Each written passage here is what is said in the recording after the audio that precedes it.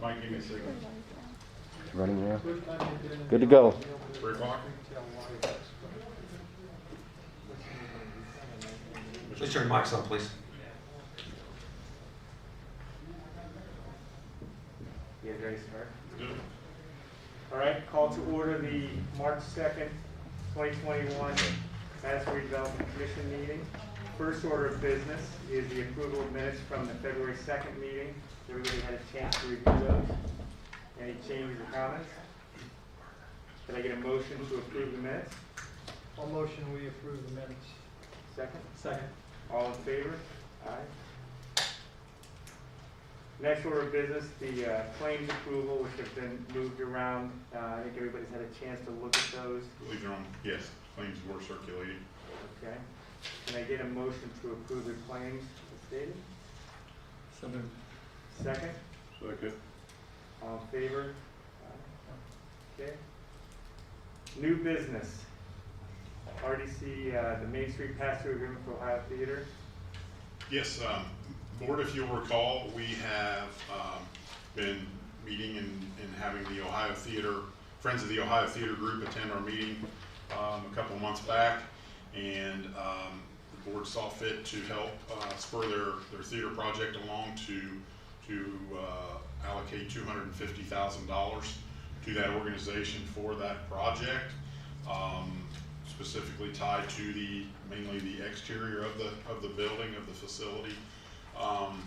So it is a little complex when we're dealing with not-for-profits and how redevelopment can allocate funding. We couldn't allocate it directly to the Friends of the Ohio Theater, so we had to find a pass-through, if you will. You know, I was able to secure the Madison Main Street program, had agreed to do that. It was a much more natural fit for their organization since it is on Main Street, and they have been supportive of the theater's efforts over the years. So they've agreed to be our pass-through. So what you have, Joe can elaborate a little further. In your packets, you have an agreement that we need to execute today, and then I'll have the Madison Main Street program executed as well. Yes, essentially what you have there is a agreement.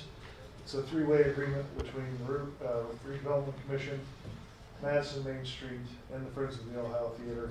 You're awarding the grant to Madison Main Street for the purposes of rehabilitating the Ohio Theater.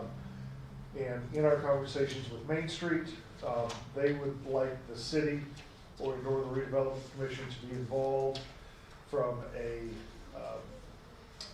construction funding aspect. So if you would, if you're going to pass this agreement or approve this agreement, I think it would be best to do it contingent upon and giving the mayor the authority to negotiate terms of a drawdown schedule that will allow you guys to make sure that work is being complete and it takes some of the pressure off of Main Street. And the mayor has some thoughts about that, but we believe that that would be the best way to go forward with that.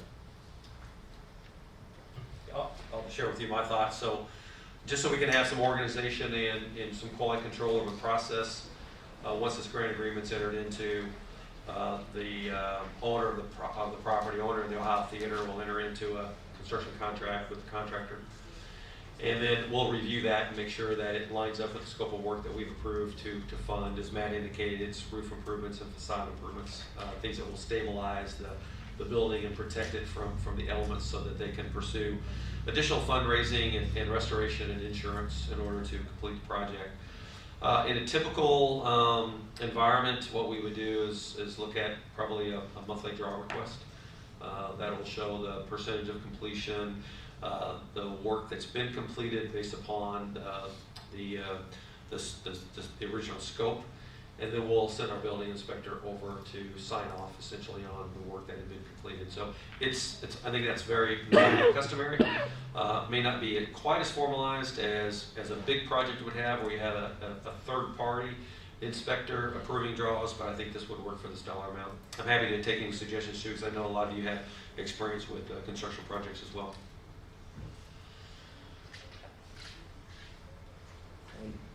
I think that's a good idea. Okay. that you're doing it. At least we can get some immediate feedback on what's going on, where we are in the process, since we're Okay. putting up the money. Yep. So is the draw request coming from Main Street, or is it, and that's passing through in that manner, or are we giving the entire amount to Main Street and then they do the pass-through? The entire amount will go to Main Street, and then, I guess, our approval of the draw will trigger Okay. their disbursement. Okay. Any other questions? I do have the agreement here, John, for you to sign when ready. Okay, so we need to have a motion to approve the grant agreement and the process laid out as Joe said, and I said. Yeah, I would say just to approve the grant agreement contingent upon and allowing the mayor's ability to negotiate the terms of a draw. Yeah, disbursement again. Draw disbursement. Yeah. Can I get a motion to that? So moved. Second? All in favor? Aye. Approved. Thank you, Board. Our next item is our bond refunding analysis, which I'm sure has captured your attention and curiosity, and I'm going to go ahead and let, if you would please, Mayor, if you would like to give a little input on this one. And Parker's here, but this is a work in progress. City of Madison issued a series of bonds in 2019. The interest rate is around 4.3%. We've been experiencing a very low interest rate environment for quite some time. Although there has been a recent spike, we thought it was prudent to at least go through the analysis on how much money the city could save if those bonds were refunded and reissued. So when we say refunding here, it literally is refunding the old bonds with a new bond issue at a lower interest rate. We won't do this unless the economics make sense. We did go ahead and engage, City of Madison engaged Reedy to perform the analysis for us. We're going through that with them, and then we'll come back here with a recommendation on what we should do. And if the economics support it, we'll ask for the board's permission to do the refunding. If not, we'll just continue to let the bonds amortize at the current interest rate and schedule that they're on. But we just thought it was prudent to look at because of the current interest rate environment.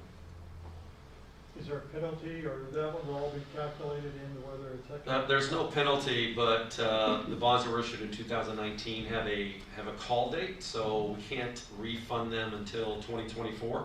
So what will be factored into the analysis is the carrying cost of a new bond issue at a lower interest rate to determine if it is feasible, right, in 2020 to carry those bonds until 2024, at which time we can redeem the 2019 bonds without any penalty.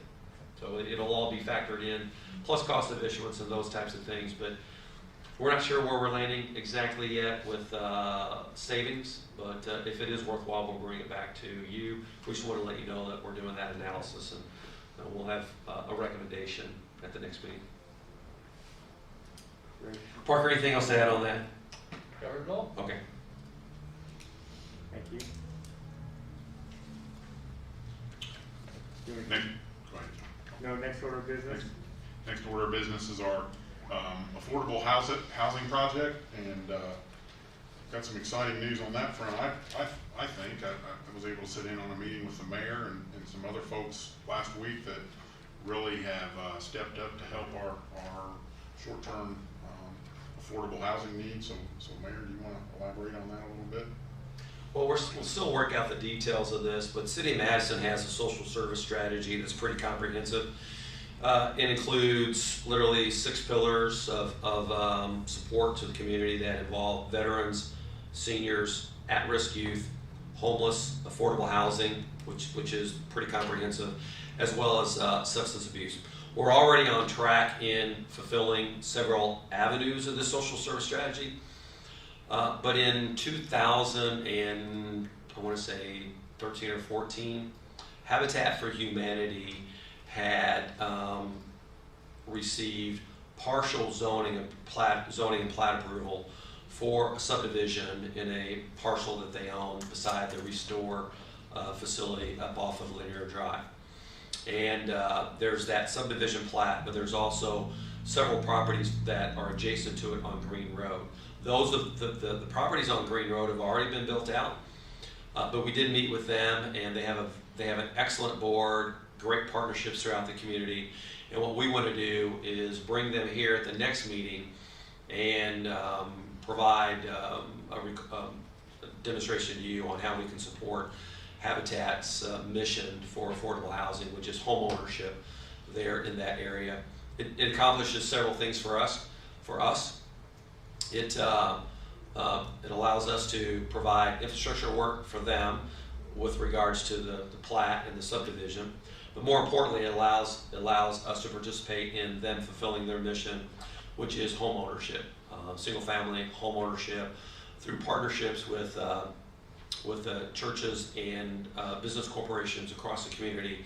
They will be raising the money to actually build the homes, and then they will select through an application process a creditworthy family who would be the recipient of a mortgage on that property to build that home, and that person will be committing sweat equity to the construction of the property along with the other materials that are being donated, and then Habitat for Humanity will essentially provide long-term financing to the homeowner. But it'll put six homes on property tax rolls, and this is a fantastic way for us to accomplish part of our affordable housing initiatives on the Hilltop by working with Habitat for Humanity. So we wanted to introduce that to you today because in our redevelopment plan, we have $100,000 in there earmarked for affordable housing initiatives. We're going to do more than that over the next several years, but that's an area where we can really be very targeted and help six families achieve their dream of owning a home. So we'll bring that back to you at the next meeting. Happy to answer any questions if you have any. Any questions on that, Mr. Mayor? Yeah, it's already in our plan, so in the progress, you anticipate this over the next couple of months? Yes. Through? Okay, great. Yeah. Great. We'll definitely get them on our schedule for next month, so. Okay, next item of business on our schedule, on our agenda today is I've listed it as a PACE funding request. Fortunate for us, probably unfortunate for Nicole, who had to bypass a vacation, to come and talk to us a little bit about PACE. As you know, this program has been extremely successful. Nicole has really taken a hold of that and streamlined it and made it the success that it is, and it's helped a lot of our downtown homeowners and spur economic development in the truest form. So the program is asking for an additional appropriation this year from the Redevelopment Commission, so I thought it prudent that Nicole would come and kind of give you some updated information on how successful it is and why that request is needed. And then I've also asked her to talk a little bit about Stellar on our Clifty Drive sidewalk project. So without further ado, I will turn it over to Nicole Shell. Good afternoon. You should have received a report from me since I wasn't going to be here. But I want to go over what PACE did in 2020. Total, the city funded just over $300,000. That was matched by the county fund of just over $200,000. That $500,000 was matched by over $1 million in funding from private owners. So that's a 2.32 ratio for every dollar the public agencies put in, the homeowners or business owners put in to fix up their properties. There were 17 projects funded in the 2020 target areas and 14 dilapidated structures that were started in 2020. This ratio increase was increased to $2.32 in 2020 from $1.66 in 2019. So we are seeing the program expand its usefulness. We did expand in 2021 to the Hilltop for dilapidated structures as well as dangerous structures. We've only had one application so far, but we're hoping we get more in the future. In 2021, we had already 22 applications submitted, requesting over $209,000. So if this trend continues, we will run out of funds probably in the next quarter, if not before then. I might just elaborate just a little bit, which is that, as Nicole mentioned, we revised this program early last year, created targeted areas, increased the maximum amount of the grant, created the dilapidated and dangerous structures portions of it so that we could really attack blight, and it was part of our concerted effort for blight elimination. We still have a lot of work to do, but what we have proven is that when we expanded the program and expanded the grant amount, it was necessary to deal with some of those worst structures because of just the cost of saving those properties. We are happy to report that I believe $0 was actually used for demolition. All of it was either for a rehabilitation or a preservation of a dilapidated structure. So it's the program is working as intended, and the result, if you drive around town, you'll see a very robust housing environment here. In fact, housing prices are increasing pretty dramatically in downtown. There's very little housing stock, and there's also, honestly, very little stock relative to what investors are looking for to actually rehab. So program is working. We expanded it to the Hilltop. We've got our first application approved. I think it's already been approved, hasn't it? Yes. On the Hilltop, because now we also have historic structures on the Hilltop, and there are pockets on the Hilltop, just like downtown, where blight's creeping in a little bit. We want to make sure that we attack it. So the program has worked really well. It's supported in three ways. City of Madison's annual operating budget. It's supported through an interlocal agreement that we negotiated with Jefferson County, and then through contributions by the Redevelopment Commission. And we want to continue to make sure that we meet the demand, which is why we're here asking for the Redevelopment Commission to approve increasing its contribution, which is being matched by city and county funds to eliminate blight and preserve structures both downtown and on the Hilltop. Feel free to add anything if you want to there, Nicole. I think they're pretty well covered. I'm happy to answer any questions. Any questions? So on the Reedy financial report, Yep. as far as PACE funds for 2020, we show 225, is that right? That's probably right because we did a catch-up. Right. So when we came in last year, we did a catch-up. There was a year or so where the maximum amount had not been utilized, and then when we changed the program, we wanted to supersize the amount of money available. Right. And then what we're at, so that number is correct. And now what we're trying to do is have the annual contribution increased from 75,000 to 120. That 120 combined with the city's contribution and the Jefferson County's contribution will probably put us at close to $250,000 of annual funding into the PACE program.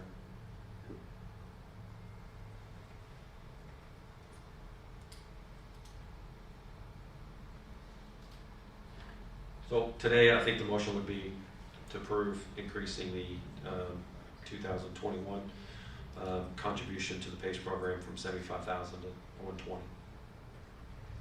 And then does that outflow go all at once? Is that in the cash flow projections? Mm-hmm. And again, I'll reiterate, we have a lot of kind of wish things in here. We're not going to spend more money than we definitely have. And we are having active dialogue about financing, about refunding the bonds that we just talked about, and prioritizing the investments that the Redevelopment Commission will be making.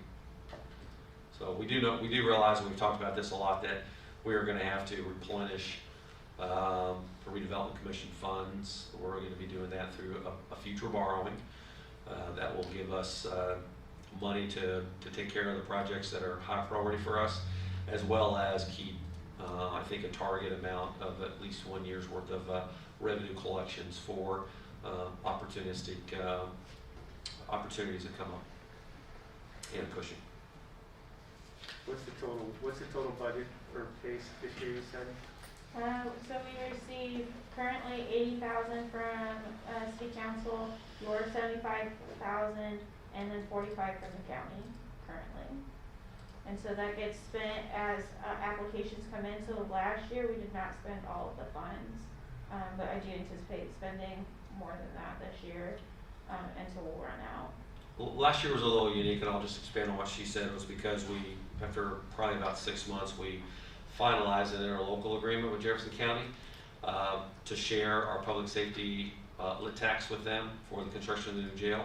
And as part of that agreement, they agreed to give us an upfront payment toward the PACE program of about, was it $250,000, and then an annual amount of $45,000 per year. So we got a big slug of money from them last year, which is why we had a carryover balance, because it was, although we did more PACE investments last year than ever before, we had more money than ever before, which is why we had a carryover balance for 2021. Great. Any other questions? So can I get a motion to approve the increase in funding from 75,000 to 120,000 for the PACE program? So moved. A second? Second. All in favor? So moved. Thank you, Commissioner. Thank you, Commission. And now, if I may, I'd like to ask Nicole to go into our Stellar project, particularly the one on Clifty Drive and our sidewalk project. And I believe she provided up to you a schematic of how that could look. So, Nicole, if you would, please. Yes, so as you know, we were awarded a stellar designation in 2017, which started 2018. The Redevelopment Commission during that time pledged $2 million towards our stellar projects, one of which is our Clifty Drive sidewalks. You'll have a site plan there showing the sidewalks. We are installing sidewalks on the south side of Clifty between Wilson Avenue and Michigan Road, as well as sidewalks on the north side from where they end in front of McDonald's all the way to Frisch's. That project construction cost is estimated at $2.5 million. $2 million of that will come from a grant from NDOT. We have to match 20% of that grant. So $500,000 for construction, as well as cover the construction engineering, which is $300,000. So we are going to ask the commission to cover the $800,000 from their stellar pledge of the $2 million. You've already given the $250,000 to Ohio Theater and the $180,000 towards Tower Tack as part of that. I just have a question. Of course, I'm located up there. Right. So why is it there's a big gap on the north side? So, especially in your area, the lot lines are a lot closer to the roadway. We wanted to give sidewalks all the way on the north side, but cost of buying right away was going to exceed the cost of this project. So you're paying for the right of way? In some areas, yes. We have, I think, about 13 parcels that we're going to have to acquire either temporary or full rights right away. And the reason I bring that up is because over the years, there's seems to be a lot of workers that come from the apartments up on the northern side, and they're always cutting across all the lots down through there. So with this particular drawing, those workers are going to have to cross the street and go on the south side. Yes, and then currently. cross the street back to the north side. Yes, currently. There is potential in the future that the city or state could buy that right away and expand the sidewalks on the north side. So you would have asked for any donations of the right of way to do that? I don't know how that works since it's federal funding. I believe Okay. the city has to pay for the right of way, but I am not an attorney. Okay, thank you.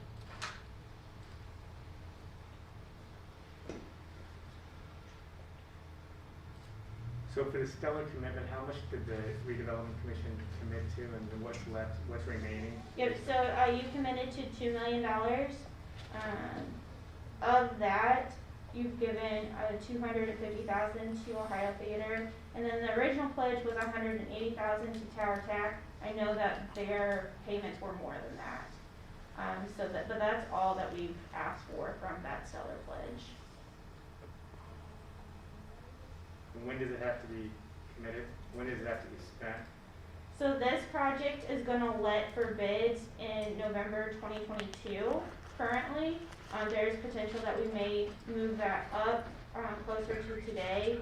I don't know the exact time, but our funds will need to be sent to NDOT at that time when, construction is let. Was there not money from this commission given for the riverfront sidewalk? That I don't know. Actually, I think there was. There was, there was. Yeah. Yeah, so that needs to be added in there as well. Yep, I can add that. Is that $2 million number right? I thought it was 8. Is that not what you just said earlier? 800,000? 800 is the amount we're asking for Clifton Drive for this project. Your overall commission commitment back in the day when we first received Stellar was not to exceed $2 million towards, didn't designate what projects, but not to exceed $2 million towards Stellar projects. And when does the Stellar program run to? What year? I believe It started in 2018. It's a 4-year commitment. So this would have been the final year. NDOT extended our grant for Cliffy Drive to 2022. So that's really when our Stellar designation will end. So, I hate to keep coming back to this Reedy report, but maybe I misunderstood the purpose of the report. It was to provide some type of budget for us moving forward. So if I look at the report, we're showing $716,000 projected for Stellar projects. But that would be for 2021. Okay, cool. And if you look at 2022 and 2023, you'll see where monies for Georgetown and Clifty sidewalks are spread out over, three fiscal years or calendar years. So then isn't there another sidewalk project on here that 75,000, should that drop down into the Stellar project that we've already committed to? The riverfront? Oh, you're talking about the Wilson Avenue grant, Mitch? The sidewalk improvement plan. Above that, it's above that. That's different. That's outside of Stellar.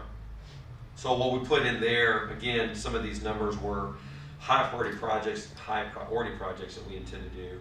One of the areas that the city of Madison has invested the least in has been sidewalk repairs or replacement.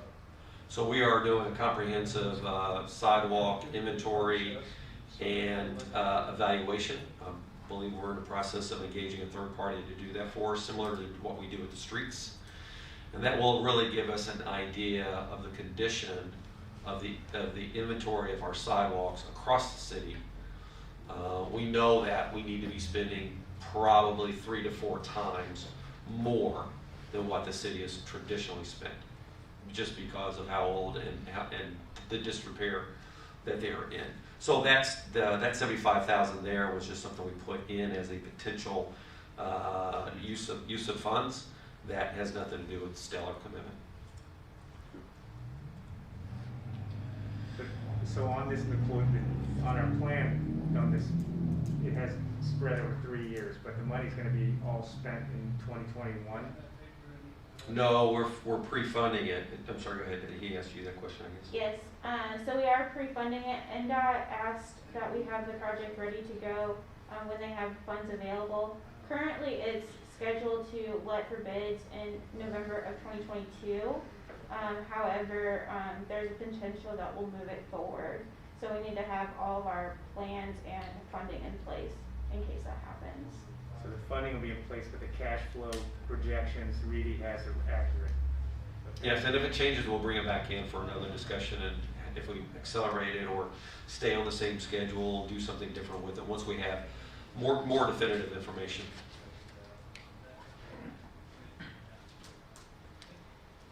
So is there an ask today for 800,000 or 266.67? Yes. Or what, which is it?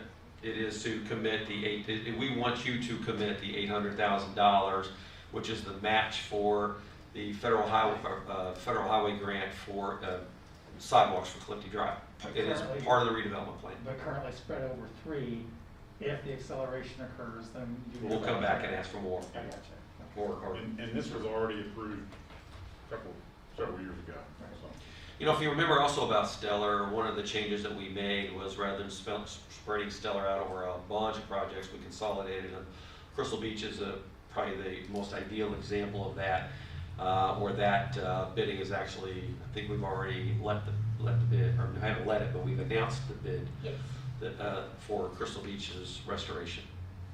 And what we ended up doing is taking all of the Okra grant money and consolidating into one federal project rather than several. There was multiple reasons why that was a benefit. And then the match money that the city had committed is instead of using a combination of Okra and city match money, we're using all Okra and all city on different projects. It really did simplify, I think, the whole process for us. Any other questions? Dr. Studebaker, additional questions? I'm good. Okay. I just don't know what we're spending. I mean, what's the motion gonna be? $800,000. To create 800,000 to the So that's the 3 years. motion. I just made it. And that would allow us to, and honestly, that would allow us to process a claim with you to pull the money, just like you're doing for the match for the Wilson Avenue project. Okay. So can I get a second on that motion? All in favor? So moved. And Kerry Strauss, I know who isn't here, he sits on our Stellar committee and gets monthly updates, but if you all ever have any questions about any of the Stellar projects, please don't hesitate to reach out to me. I'm happy to answer any questions. Great, thank you. Thanks, Nicole. Okay, next item. This is one of those, as we've discussed in the past, the state has increasingly requested of redevelopment commissions reporting requirements and annual filings and necessary documents that be prepared and approved. What I provided you in your packet was our 2020 fiscal reporting requirement. So I've asked Parker Criswell from Reed Financial is here to help us with that process and kind of give a quick overview of that and what is in front of you. So Parker, I'll turn it over to you. Afternoon, gentlemen.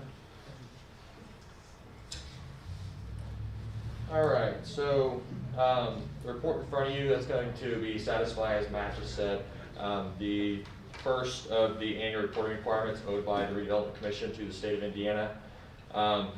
It's going to look fairly familiar to you, as throughout the year we try to mirror our reports to have a lot of the data that's required by these statutes.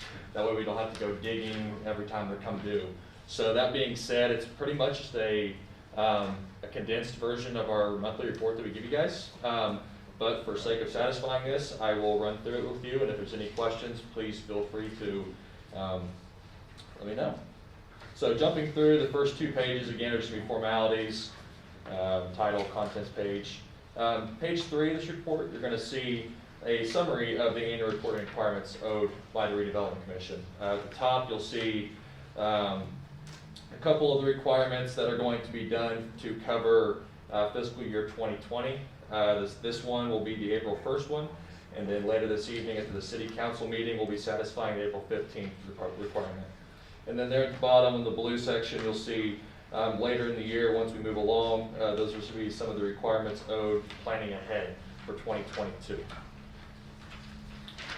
Moving forward, page 4, again, it's going to be pretty similar to what you guys see on a month-to-month basis. It's going to have RDC commissioners and positions, any employee information, local council, and then finally your overlapping units. Moving into page 5, again, just a summary of the RDC in each of your allocation areas, the coinciding development plan, the declaration adoption date, and then you have your description of any expansions of the sort. And then finally on the far right, you have TIF expiration, when you can expect those TIF areas to expire, and that assessed value to be released to all the underlying units. Moving on to page 6, again, just pretty much a condensed version of the report. You see beginning cash balance for the year of $1.9 million. Total revenue collections for the year of just under $1.4 million. You can see your capital outlays, debt payments, your other services and charges, leading to a total spending of $1.3 million, leading the RDC to have a surplus for the year of 2020 of $69,000. Finally, a year-end fund balance of just over $2 million. Finally, page 7, per the statute, this requirement, there at the top you have your outstanding debt as of the beginning of the year of 2020, any expected amounts to be paid in 2020, and then finally there on the right column you see the amounts that were actually paid by the RDC, of which all met the requirements for funding. And that really checks off all the boxes for this reporting requirement. Like I said, this is going to be the exact report that's given to City Council this evening to go ahead and start checking off the next reporting requirement owed. And then as the year goes along, we'll make sure to stay on top of things and continue to give, make sure you guys are meeting all requirements owed to the state. So with that, if there's any questions on this report, I'd be happy to answer them. Parker, could I ask her, or Joe, do we need to do this, adopt this in a form of a motion, or what do we need? It's not gonna hurt. Yeah, with it being statute owed. Probably wouldn't. Just think it'd be a good idea if we could, Mr. President. Any other questions before we get a motion to approve the report? Can I get a motion? I move that we accept or approve the report. Second. All in favor? Aye. Thank you, Parker. Thank you, gentlemen. As Parker Thank said, you. he and I will be attending our city council meeting tonight to give the exact same report. So the council will also be up to date and have our 2020 RDC plan. Great, thank you. Next up, city matters. Well, we've only asked you for $1 million today, so I just want to say thank you very much. A lot more to come. If you haven't seen the headlines for today's Madison Courier, there's a top of the paper here, $5 million for Main Street. We're happy to announce that City of Madison received one of the largest federal highway grants awarded this year to any city across the state. We've been working on this. It's a continuation of a lot of infrastructure improvements, as noted here. Mayor Armstrong really brought the bridge to the city of Madison. Mayor Welch brought the bridge approach, and our administration is carrying on the torch to re-envision Madison's Main Street since we have reclaimed it from NDOT, formerly State Highway 56, last summer. So we were happy. The city of Madison had been essentially setting aside the match money, knowing that we were going to be pursuing this grant, and we were successful in receiving it, just announced recently. And we're going to be doing this in multiple phases. The first part is utilizing community crossing grant funds. We're going to be applying a liquid asphalt to the stretch of former Highway 56, which is the west side of Jefferson Street, all the way to the top of Hanover Hill. It's about 4.4 miles, but probably closer to 7 or so lane miles. So it's a pretty big stretch of road. Lots of different corridors in that stretch of road. But in the spring, we'll be letting that contract, which will allow us to extend the useful life of that stretch of road for about 5 more years. The federal highway grant, just like what Nicole was talking about a little while ago, there's generally long lead times associated with them. So that money is not available to us until the state's 2026 fiscal year, which for us would begin in the summer of 2025. So we will continue to set money aside for the City of Madison's match outside of the Redevelopment Commission is our commitment there, in addition to the match that we've made for the Community Crossings Grant. We do have a design firm that's been hired by the city, and we have a Main Street Steering Committee that is looking at how do we re-envision that portion of Main Street. Again, it'll go all the way through the west end of town to the top of Hanover Hill.